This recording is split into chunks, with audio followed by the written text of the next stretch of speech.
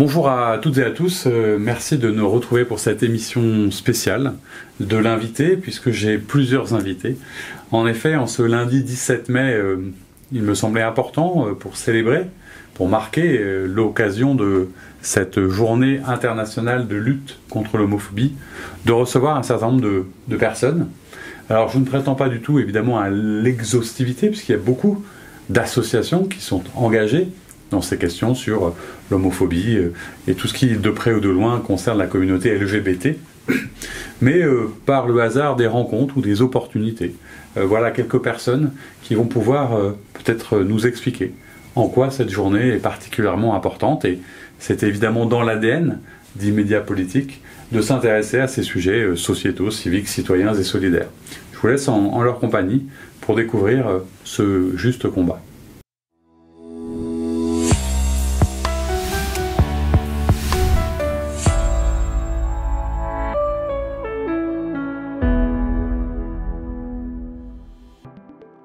Je me trouve aujourd'hui à distance avec David Malazoué. Bonjour. Bonjour. Alors vous étiez président, mais vous êtes maintenant vice-président de SOS Homophobie. Bonjour Francis Carrier. Bonjour. Vous êtes le président de Grey Pride. Hervé Gastaud, le coprésident des progressistes LGBT+. Hervé Gastaud, bonjour. Bonjour. Lénie Nicolet, bonjour. Bonjour. Vous êtes le président de HES. Merci beaucoup de nous accueillir, de nous recevoir et de partager ce moment. Ma première question, ce serait d'abord peut-être qu'on repart des fondamentaux et qu'on explique ce que c'est que l'homophobie aujourd'hui concrètement et en quoi c'est un délit, etc. Et qu'est-ce que ça constitue comme infraction ? Effectivement, l'homophobie, c'est un délit. Alors, en quoi ça consiste ? C'est tout ce qui va être toutes les manifestations de rejet, de mépris, de haine à l'égard des personnes, tant en raison de leur orientation sexuelle, alors je précise, et de l'identité de genre, puisqu'aujourd'hui, nous luttons à la fois contre l'homophobie et la transphobie. L'homophobie, aujourd'hui, comme vous l'avez dit, c'est un délit. Ça fait partie des critères qui sont retenus dans la loi, dans les textes de loi de la République française, comme étant des circonstances aggravantes dans différentes situations. C'est pénalisé. Et l'homophobie, c'est, alors si on lit les dictionnaires, c'est la crainte, le dégoût, la peur, le rejet, les synonymes peuvent varier, de personnes dont l'orientation sexuelle serait l'homosexualité. Et ce 17 mai, depuis quelques années, c'est devenu un peu plus largement que la journée de lutte contre l'homophobie, c'est la journée de lutte contre les haines anti-LGBT, pour faire simple, puisque le spectre des sexualités est quand même plus large que la simple opposition binaire entre hétérosexualité ou homosexualité, et c'est contre ces haines-là que cette journée-là nous fait nous mobiliser. Alors c'est une journée déjà importante, une fois par an, mais je pense que la lutte contre l'homophobie, c'est tous les jours. C'est en fait le rejet et le mépris de l'autre, à la fois que ce soit des garçons, des couples de femmes, des trans. Et donc c'est le rejet de l'autre et le mépris de l'autre dû à son orientation sexuelle. La journée contre l'homophobie est bien sûr très utile, mais en ce qui nous concerne, je dirais que c'est la journée du souvenir, puisqu'on n'est plus LGBT lorsqu'on est vieux, et on a intégré une homophobie de la société en essayant de se protéger, en se rendant invisible. Donc peu de vieux vivent vraiment une homophobie. Ils sont niés complètement dans ce qu'ils sont, parce que la sexualité, l'orientation sexuelle, l'identité de genre ne nous définissent pas, mais ils nous constituent. Ils font partie de notre histoire et ils font partie aussi du vécu que l'on peut avoir jusqu'à la fin. Mais on est face au tabou de la sexualité des personnes âgées qui sont considérées comme des objets de soin et qui n'ont plus ni sexualité, ni histoire, ni identité. Est-ce que vous pourriez nous présenter votre association ? Elle existe depuis 1994 et à la base elle est née pour sa ligne d'écoute qui en fait est la première activité, qui est l'activité historique si je puis dire, à l'époque inspirée de ce qui pouvait se faire notamment par SOS Racisme. Et voilà, l'activité s'est développée petit à petit à partir de cette activité qui était une activité de soutien aux personnes, pas forcément aux victimes, mais dans un premier temps, tout simplement, les personnes lesbiennes, gays, bi, qui avaient besoin de parler, notamment de situations de mal-être qu'elles traversaient.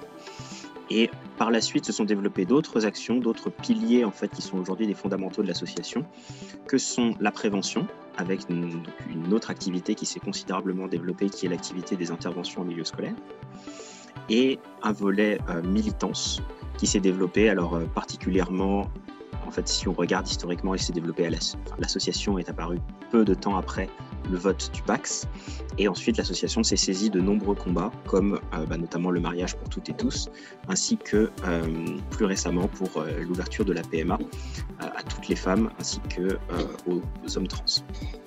C'est une association qui se préoccupe de la situation des seniors LGBT. Seniors, on entend les plus de 55 ans, mais on se préoccupe bien sûr du grand âge, 70, 80 et jusqu'à notre fin de vie. HES, donc, dont c'est l'acronyme, c'est une association qui fait partie des 4 encore plus vieilles associations LGBTI en France encore en activité, puisqu'elle a été créée en 1983. À l'origine, ça a été créé par quelques militants socialistes ou proches du Parti socialiste qui voulaient faire avancer l'EPS sur les questions des droits. Alors, on ne disait pas LGBT à l'époque, on disait les droits homo.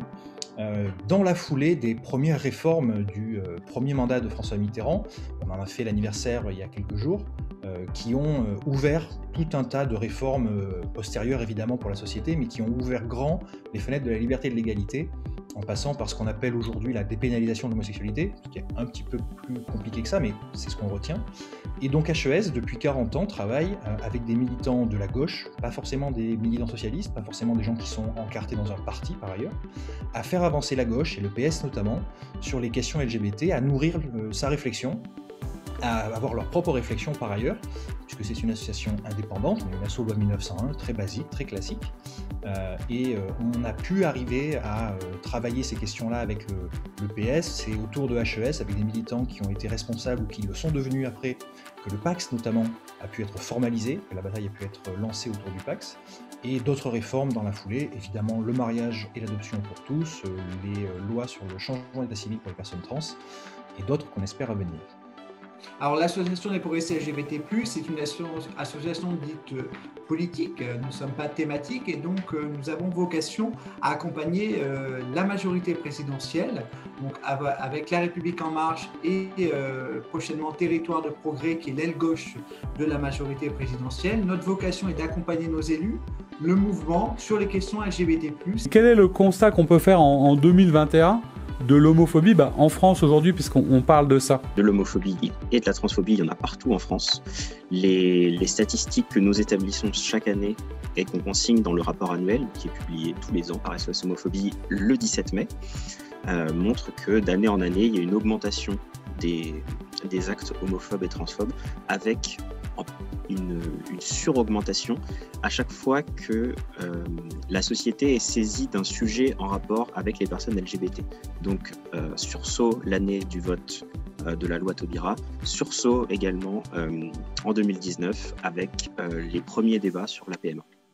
Je fais partie aussi des petits frères des pauvres et donc dans ce cadre-là, je suis des personnes âgées et très âgées et je me suis aperçu que parler de seniors LGBT était totalement inconnu de ce secteur. Si vous téléphonez à un directeur d'EHPAD, 9 fois sur 10, on vous dira qu'on n'a pas ça. Donc je pense que c'est une population qui s'est rendue totalement invisible et lorsqu'on est invisible, on ne peut pas exprimer le moindre besoin et on ne peut pas exprimer sa façon de vivre.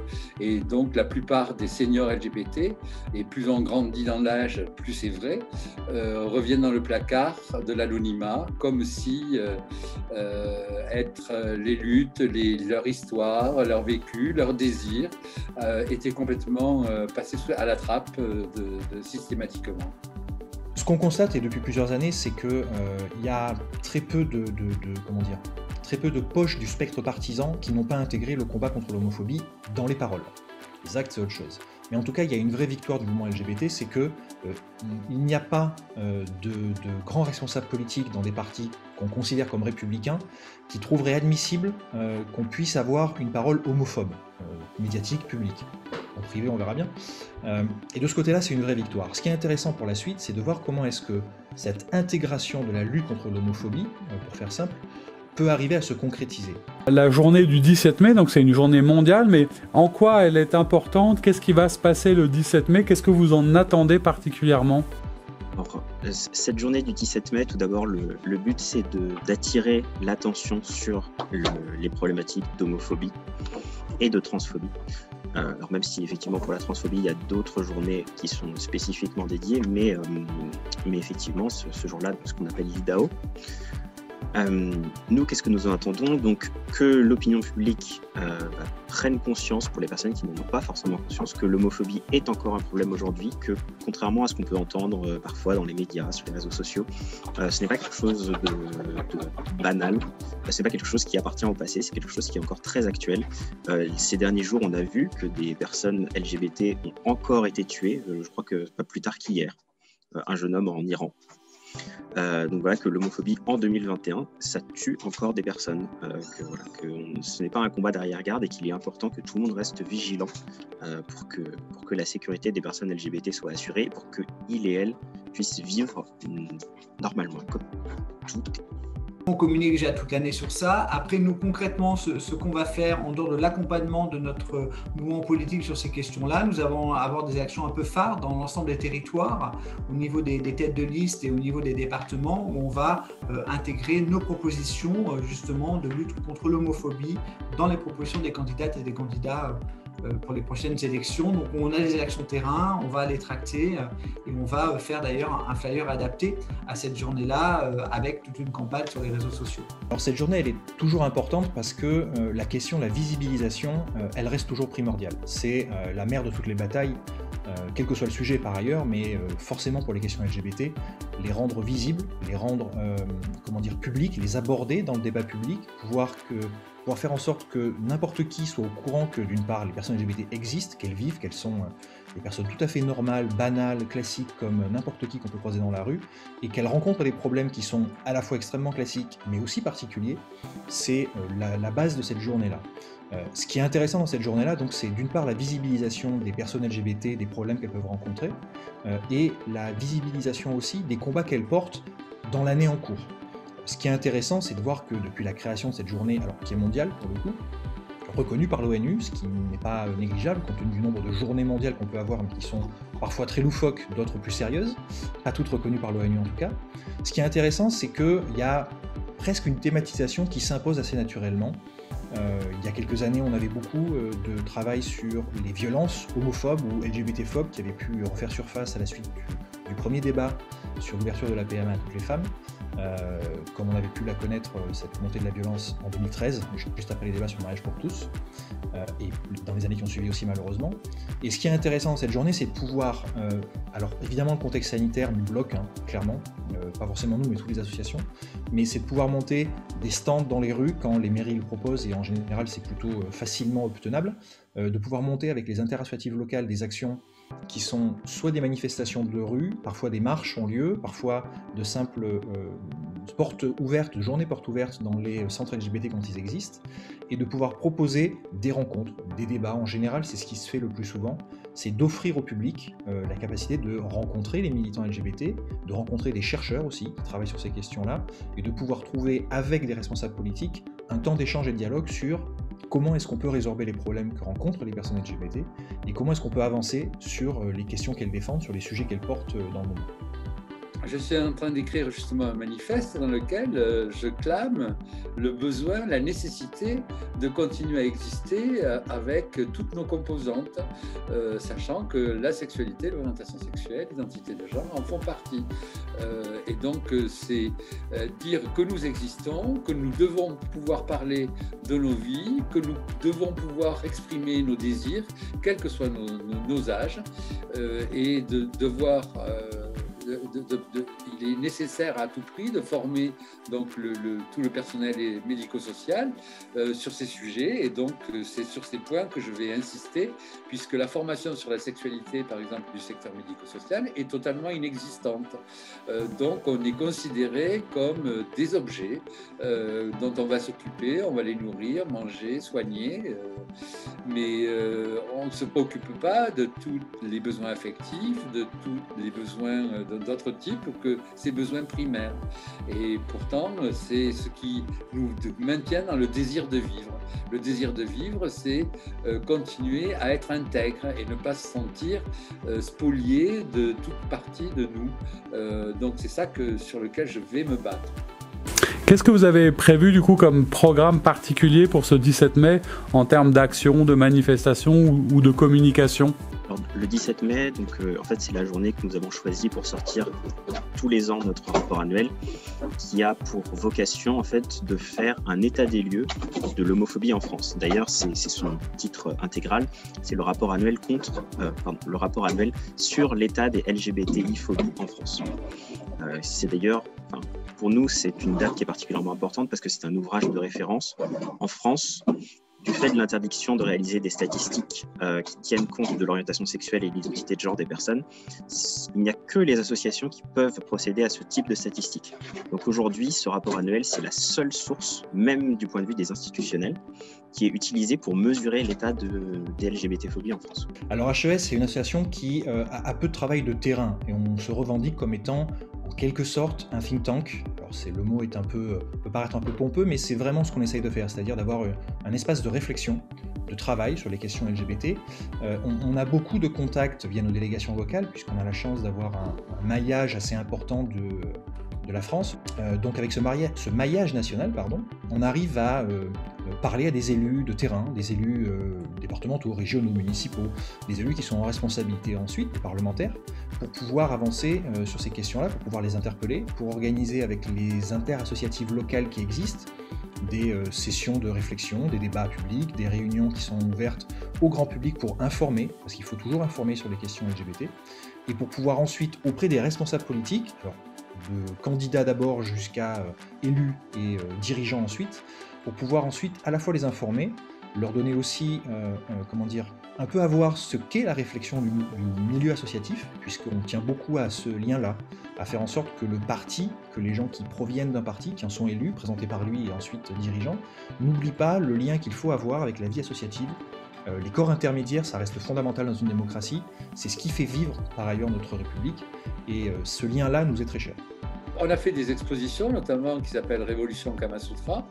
C'est de dire que cette exposition, qui met en situation des seniors, tout genre, toute sexualité, qu'elle soit utilisée et qu'elle soit l'occasion de créer des débats dans tous les secteurs où on s'occupe des vieux. Puisque si on commence à parler des besoins affectifs et de la sexualité des vieux, ce sera un grand point d'avancement dans ce qu'on considère la bientraitance, c'est-à-dire bien s'occuper des vieux, c'est s'occuper de toutes les composantes d'une personne et pas seulement des aspects primaires. Est-ce qu'il y a un truc très important du coup, ou un message auquel on n'aurait pas pensé ? C'est important de faire en sorte que le 17 mai, ça ne soit pas à l'instar du 8 mars pour la Journée internationale des droits des femmes, qu'il est important de ne pas faire en sorte que ce soit une journée dans l'année où on prend conscience de ces problèmes, qu'il est important de faire en sorte que ce soit tous les jours, le 17 mai, que tous les jours on prenne conscience du fait que l'homophobie et la transphobie, ce sont aujourd'hui des fléaux qui ont beau être punis par la loi, qui continuent d'avoir cours. Donc c'est très important que notamment l'attention du grand public et des médias qui, pour le 17 mai, sont très présents. Ça attire beaucoup d'attention, mais c'est important que cette attention elle soit maintenue et qu'après le 17 mai, tout ne s'arrête pas et qu'on continue à s'intéresser à ces phénomènes et qu'on continue à faire de la prévention sur ces sujets.